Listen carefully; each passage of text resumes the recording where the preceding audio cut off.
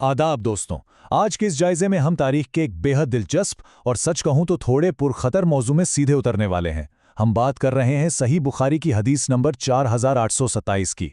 ये एक ऐसी दस्तावेज है जो वाजे करती है कि इब्तिदाई इस्लामी तारीख में सियासी ताकत, जानशीनी की कशमकश और मुक़द्दस किताबों के हवालों का आपस में टकराव किस तरह हुआ था।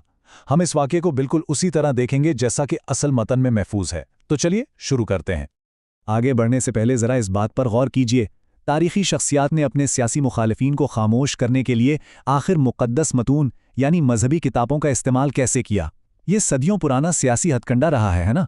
जब भी किसी ने इक़्तिदार पर पकड़ मजबूत करनी चाही तो सिर्फ ताकत काफ़ी नहीं समझी गई। अवाम के जहन को काबू में करने के लिए मजहबी जवाज़ ढूंढे गए। आइए देखते हैं कि इस मखसूस तारीख़ी वाक़ये में ये सब कैसे अंजाम पाया। तो कहानी का पहला हिस्सा यहाँ से शुरू होता है, गवर्नर की जानशीनी का मंसूबा और हिजाज में बायत की कोशिश। वाक़े का आगाज़ कुछ इस तरह होता है कि मुआविया रज़ियल्लाहु अन्हु ने मरवान को हिजाज का नया गवर्नर मुकर्रर किया। अब गवर्नर बनने के बाद मरवान ने इख्तियारात का इस्तेमाल करते हुए एक अवामी खुतबा दिया। याद रहे, उस दौर में खुतबा सिर्फ एक मजहबी रस्म नहीं थी, बल्कि अवाम तक अपना सियासी पैगाम पहुंचाने का सबसे ताकतवर जरिया था। इस खुतबे में मरवान ने मुसलसल मुआविया आरे के बेटे यजीद का जिक्र किया।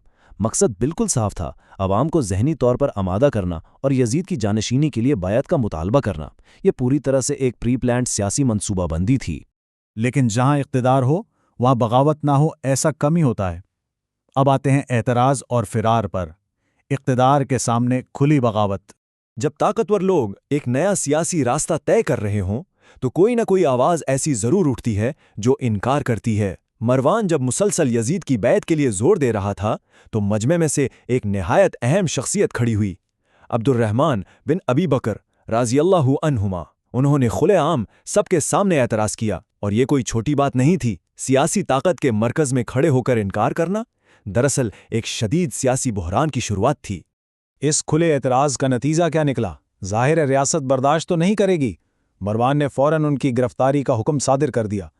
लेकिन अब्दुर्रहमान वहां से तेजी से फरार होने में कामयाब हो गए, और उन्होंने पनाह कहाँ ली? सीधा अपनी बहन हज़रत आयशा रज़ियल्लाहु अन्हा के घर। अब यहाँ एक बहुत बड़ा टर्निंग पॉइंट है। हज़रत आयशा का मुकाम इतना मुअज़्ज़ज़ था कि हुक्काम के लिए उनके घर में घुसकर किसी को गिरफ्तार करना तकरीबन नामुमकिन था। हुक्काम नाकाम रहे। ये सिर्फ एक फ़िज़िकल फरारी नहीं थी, ये उस वक्त की हुकूमत के मुंह पर एक बहुत बड़ी नाकामी थी। और यहीं से मामला मज़हब और सियासत के टकराव में बदल जाता है। कुरान की एक आयत का गलत हवाला, रियासती कंट्रोल के लिए मज़हब को हथियार बनाना। अब सोचिए, भरी मजमे में हुकूमत की बेइज्जती हुई और वो नाकाम भी रही। इस पूरे वाक़े और गिरफ्तारी के हुक्म का जवाज़ अवाम के सामने आखिर पेश कैसे किया जाए? सियासत में नाकामी छुपाने के लिए एक मजबूत बयानी की ज़रूरत होती है ना। मरवान को भी इस बगावत को गलत साबित करने के लिए किसी बहुत बड़े सहारे की ज़रूरत थी। तो मरवान ने अजीबी पैतरा बदला। उसने आवाम के सामने ऐलान किया कि कुरान की ये आयत जिसमें आता है, और जिस शख्स ने अपने माँ बाप से कहा कि उफ है तुम पर, ये आयत दरअसल अब्दुर्रहमान बिन अबी बकर के बारे में नाजिल हुई थी। अब इस दावे की संगीनी को समझिए। वो एक सियासी इनकार को सीधा सीधा एक मजहबी गुनाह में तब्दील कर रहा था। मकसद ये था कि आवाम की नज़र में अब्दुर्रहमान एक मुजरिम बन जाएं और उनका सियासी इख्तलाफ खुदा की नाराज़गी साबित हो जाए। लेकिन कहानी का सबसे ज़बरदस्त हिस्सा अब शुरू होता है। आयशा रज़ियल्लाहु अन्हा की हक़ाइक़ पर मबनी इस्लाह और तारीख़ी रिकॉर्ड को दुरुस्त करना। एक तरफ ताकतवर गवर्नर का दावा है कि आयात अब्दुर्रहमान के खिलाफ नाजिल हुई, और दूसरी तरफ है हज़रत आयशा की वाज़े तरदीद। जब ये झूठा दावा उन तक पहुंचा तो उन्होंने खामोशी इख्तियार नहीं की। उन्होंने खुले आम हकीकत बयान की और वाज़े किया कि आले अबू बकर के बारे में ऐसी कोई आयत सिरे से नाजिल ही नहीं हुई। ये सिर्फ दो अलग राय नहीं थी, ये सियासी झूठ और तारीखी सच्चाई का बिल्कुल सीधा टकराव था। तारीख उनके अल्फाज ठीक ठीक महफूज रखती हैं। उन्होंने पूरी ताकत से फरमाया, हमारे बारे में अल्लाह ताला ने कोई आयत नाजिल नहीं की, बल्कि तोहमत से मेरी बरात ज़रूर नाजिल की थी। बस इस एक जुमले की ताकत महसूस कीजिए। उन्होंने ना सिर्फ अपने भाई पर लगने वाले इल्ज़ाम को उखाड़ फेंका, बल्कि गवर्नर के झूठे बयानिए को हमेशा के लिए चकनाचूर कर दिया। एक सच ने पूरी रियासत के घेरे हुए झूठ को बेनिकाब कर दिया। तो आखिर में आते हैं तारीखी सच्चाई के असबाक पर, हक़ाइक़ पर मबनी रिकॉर्ड की अहमियत पर। इन हक़ाइक़ से हमें कुछ बिल्कुल वाज़ेह असबाक मिलते हैं। पहली बात, सियासी ताकत, चाहे वो किसी भी दौर की हो, हमेशा बयानियों को अपने हक़ में डालने की कोशिश करती है। दूसरी बात, جب عام دلائل کام نہیں آتے تو اختلاف کو دبانے کے لیے مقدس کتابوں کا غلط حوالہ بھی دے دیا جاتا ہے۔